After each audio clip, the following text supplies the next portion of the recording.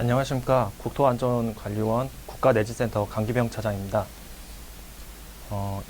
이번 시간에는 지진안전시설물 인증제도에 대한 안내를 드리도록 하겠습니다. 말씀드릴 순서는 인증제도의 소개, 그리고 신청 및 처리 절차, 그리고 인증 기준, 네 번째 인증 사례, 그리고 마지막으로 저희가 인증제도를 운영하면서 자주 받고 있는 질문에 대해서 간단하게 말씀을 드리도록 하겠습니다. 첫 번째, 지진안전시설물 인증제도의 소개입니다. 지진안전시설물 인증제도란 저희 국내 지진 발생 빈도가 지속적으로 증가하고 있는 추세이나 현재 국내 건축물은 내진율이 12% 정도에 불과한 실정입니다. 이에 따라서 정부에서는 지난 포항 지진을 계기로 지진 방제 개선 대책을 발표하면서 민간 건축물의 재정 지원을 할 수 있는 재정 지원을 통해 내진 보강화 활성화를 도모하고자 지진안전 시설물을 시행을 하고 있고요. 여기서 인증제도라고 하면은 지진으로부터 안전한 건축물을 국민 누구나 쉽게 확인할 수 있도록 해당 시설물의 내진 성능이 확보되었다고 하는 지진안전 시설물 인증 명판을 부착시키는 제도입니다. 인증 신청은 건축주, 건축물의 소유자, 그리고 시설물의 소유자가 동의한다는 전제 하에 사업 주체가 신청을 하실 수가 있고, 이때 신청 서류는 인증 신청서와 자체 평가서를 저희 국토안전관리원에 제출하시면 됩니다. 저희가 지진안전시설물 인증 제도가 상당히 낯설 수가 있는데 19년도에 처음 시작을 한 제도로서 지금 해외에서는 특히 미국이나 일본 사례에서 같이 강진 지역에서는 이전부터 건축물에 대한 인증 제도를 실시하고 있었습니다. 특히 미국 같은 경우는 이제 다양한 민간 협회나 단체에서 인증 제도를 실시하고 있는데 그 중에 하나의 예로 USRC의 빌딩 레이팅 시스템을 소개를 드리려고 합니다. 해당 그 실시 단체는 또 US 레질리언스 컨실이라는 단체에서 인증 제도를 실시를 하고 있는데 지진이 건물에 미치는 영향을 예측하고 평가하여 일반 사람들이 알기 쉽도록 등급으로 표현을 하는 제도입니다. 그래서 보시는 것과 같이 뭐 이 정도의 등급으로 해당 건물에 표현을 해서 인증을 해드리는 제도고요. 가까운 일본 같은 경우는 이제 우리나라로 따지면은 국토교통부에 해당하는 국토교통성에서 주택성능 평가기관을 지정을 합니다. 그 평가 기관에서 실시하는 주택성능 표시제도가 있습니다. 이 주택성능 표시제도 또한 주택토지확보법에 따라 주택 관련 각종 성능 확보 여부를 주택성능평가서에 표기하여 발급하는 제도인데 이때 구조 안정이라는 부분에서 내진 성능을 확보 여부를 확인을 하고 있습니다. 특히 일본 같은 경우는 그러니까 신축 당시의 상태에서의 인증, 그리고 지금 운영 중인 기존 주택에 대한 인증으로 두 트랙으로 이렇게 구분해서 운영하고 있다는 게 특징입니다. 저희 인증기관인 국토안전관리원은 기존 시설물 내진 성능 평가 향상 요령을 최초에 2004년도에 최초에 그 배포를 드리고 최근에는 2019년 개정본을 배포하면서 내진 성능 평가 요령을 관리를 하고 있고요. 그 밖에도 내진 성능 평가 실시 결과에 대한 평가 및 필요시 관리 주체에게 내진 보강 권고를 드리고 있습니다. 또한 국가 주요 시설에 대해서는 정밀 안전 진단 및 내진 성능 평가를 직접 수행을 하고 있는 내진 분야 전문 기관입니다. 두 번째, 인증 신청 및 처리 절차에 대해 말씀드리도록 하겠습니다. 인증 절차는 여기 인포그래피로 설명을 드리겠는데요. 일단은 관리 주체 또는 건축물의 소유주인 신청인이 기존 자신이 관리하고 있는 건축물에 대한 내진 성능을 확보를 하는 준비 단계를 거칩니다. 그 다음째, 신청서 및 자체평가서, 그리고 소정의 수수료를 저희 인증기관에 납부 및 제출을 하는 신청 단계를 거치게 되면은 저희 인증기관에서 요건을 검토를 해서 접수를 하게 됩니다. 이때 필요시 신청인에게는 어느 정도의 보완을 요청하는 경우가 있고, 그러한 보완 사항들이 제출이 완료가 되면은 심사 단계로 들어가게 됩니다. 심사 단계에서는 저희 국토안전관리원 인원으로 구성되어 있는 인증심사단이 심사를 실시하고, 그리고 외부 전문가로 구성된 인증심의위원회에서 심의를 하여 최종적으로 인증 여부를 결정하게 됩니다. 인증 결과가 나오면은 해당 사실을 저희가 인증기관에서 신청인에게 인증서 및 인증명판을 발송해서 최종적으로 인증을 마무리하게 됩니다. 이때 인증 수수료는 설계 인증과 시공 인증 각각에 대해서 연면적 요율로, 이건 지금 중간가 정도로 표현이 되어 있는 거고요. 연면적에 따라 해당 금액보다 50% 정도 줄어들 수도 있고, 더 연면적이 큰 건물일 경우 더 늘어날 수가 있습니다. 그렇게 해서 수수료가 이제 납부를 하여야 되는데, 지금 정부에서는 민간 분야에 한정해서 내진 보강 활성화를 이제 도모하고자 이제 민간 건축물 대상 인증 사업을 추진할 경우 내진 성능 평가 비용 및 인증 수수료를 지원을 하고 있습니다. 이 부분에 대해서는 제가 자주 묻는 질문에 다시 한번 자세히 설명을 드리도록 하겠습니다.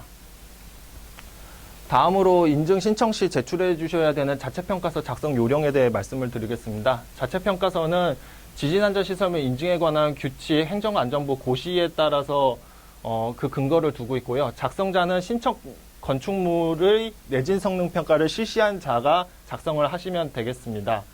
구성은 일단 자체평가서는 내진 성능 평가 보고서와 그리고 구조 감리 보고서로 구분을 하고 있으며, 특히 이제 설계 인증으로 이제 접수가 될 경우는 내진 성능 보고서 형태 위주로 제출을 하시면 됩니다. 이때 이제 그 별도로 작성해야 되는 양식이 있는데요. 이거는 제가 조금 이따가 이 양식을 저희가 배포를 드리고 있습니다.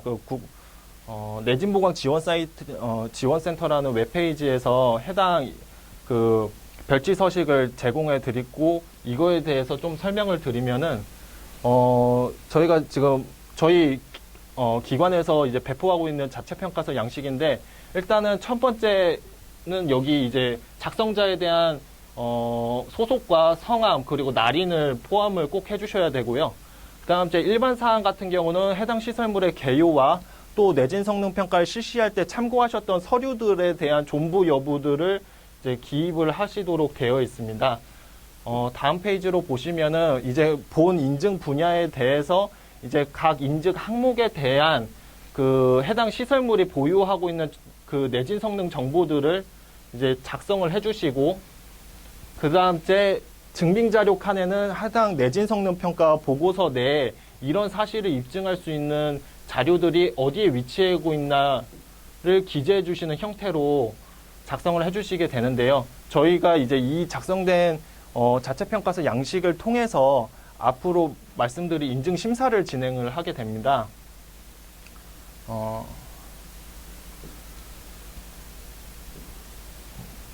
세 번째, 인증 기준입니다.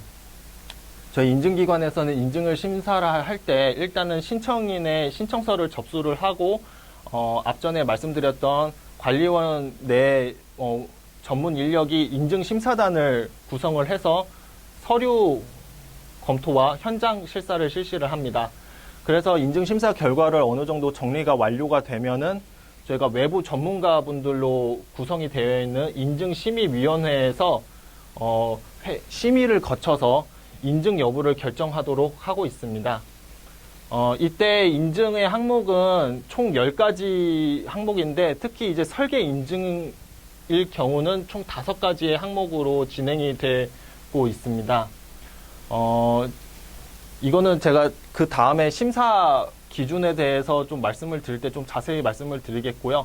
여기서 설계 인증과 시공 인증이라는 별도로 이렇게 구분이 되어 있는데, 일단은 좀 요거가 좀 행정안전부에서 지금 해당 내용, 고시된 내용에서 설계 인증과 시공 인증을 좀 분리하는 차원으로 지금 진행을 하고 있습니다. 그래서 제가 일단 시공 인증에 대해서는 지금 변경될 여지가 좀 커서 이거에 대한 자세한 설명은 좀 생략하도록 하기로 하겠고요. 설계 인증 같은 경우는 지금 그 준공된 시설물이 별도의 내진 보강을 실시하지 않아도 내진 성능 평가를 실시하였을 때 충분한 현행 구조 기준에서 요구하는 건축 내진 성능 목표를 만족할 때 설계 인증이라는 명패를 드리고 있습니다.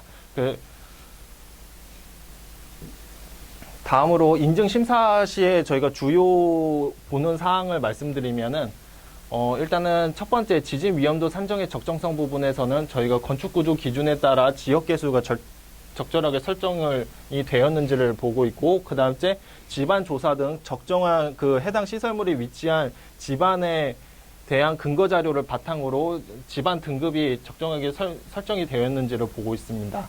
두 번째 내진 목표 수립의 적정성 항목에서는 저희가 일단은 건축 구조 기준에서 해당 건물의 용도 및 규모에 따라서 건물의 중요도를 이제 설정을 하게 되어 있고, 그 중요도에 따라서 내진 등급을 설정을 하게 되어 있습니다.